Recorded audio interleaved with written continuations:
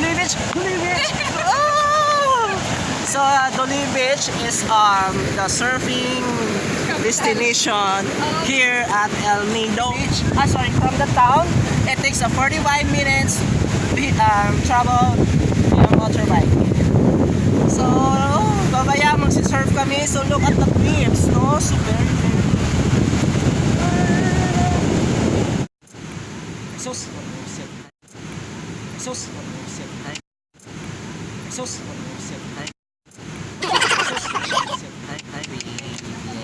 While waiting, no? So, mamaya magsisurf kami. This is our second time na magsisurf dito sa Duli Beach. Dapat may mic ka. Okay, net. Mas maganda yung ano nun kasi Sinong babe mo? lahat sila. Shout out Yan mo, yung mga nanonood dyan lahat. Alright guys, welcome back to my channel. And ngayon, tuturuan tayo kung paano mag-surf. So, andito ngayon kasama natin ngayon ang aming surfing instructor na si...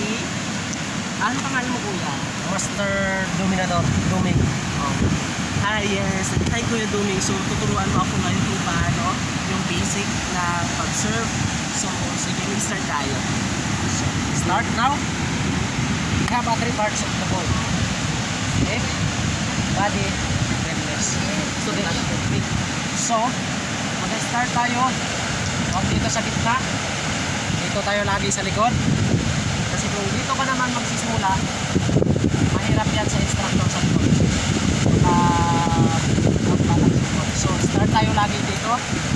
And, down, yes.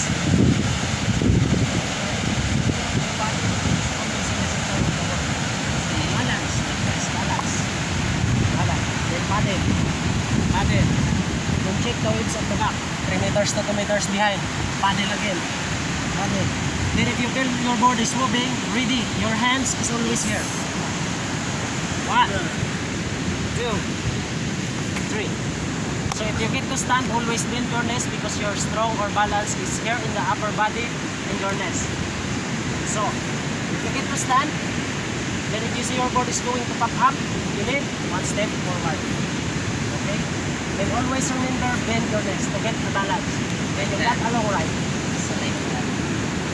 So kung magkatano naman tayo, mula sa taas ng board, lagi po sa side, or sa side, dito sa likod.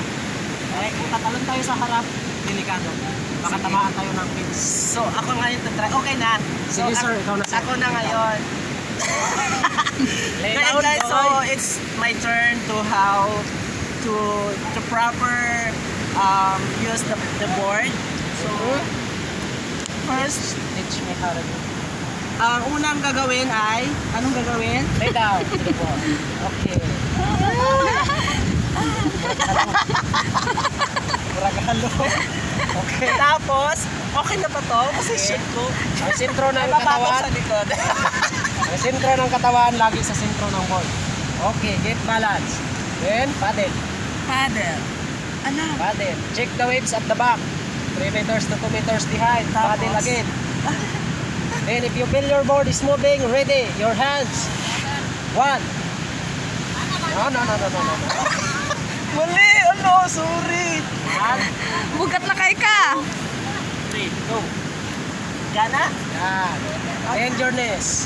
Paddle na ganun. Dito ka sa tubangan. Ano? So, ulit, no? So, just again. Kaya mo nag-aral ma-perfect. Ayaw ka na, okay. Murang kagalo. Aral ma-perfect na to. So, dapat, stretch us up. So, one moment. Okay. So, Show me. sure. And paddle. And 3 meters. Check the waist at the back. 3 meters to 2 meters Okay, behind. and then, Paddle again. paddle again. If you feel your board is moving, ready. 1, 2. No. Okay, 2, 3. Ha? Baka mahilo? Katawan mo. No. Ay, bouncer. Ganun lang lagi. Ay, ano lang. Oh, gusto mo pumunta sa kaliwa? Go. Okay, no? Ano, grabe, murag lisod kaayo, no? Pero gusto na ako matry sa dagat, pero unya na lang. So, later, I try to